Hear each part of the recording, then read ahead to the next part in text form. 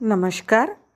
आज श्रावणातला बुधवार, त्यानिमित्त आपण ऐकणार आहोत कहाणी बुध बृहस्पतीची. आटपाट नगर होतं. तिथं एक राजा राहत होता.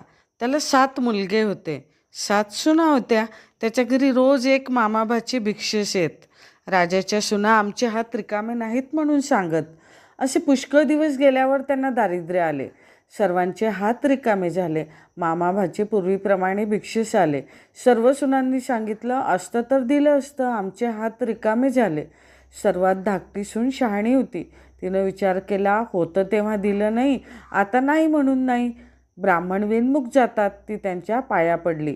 त्यांना सांगू लागली, आम्ही संपन्न असता धर्म केला नाही, आमची चूक झाली. आता आम्ही पूर्वीसारखे होऊ असा काही उपाय सांगा. ते म्हणाले, श्रावण मासी दर बुधवारी आणि बृहस्पतिवारी जेवायला ब्राह्मण सांगावा. आपला पती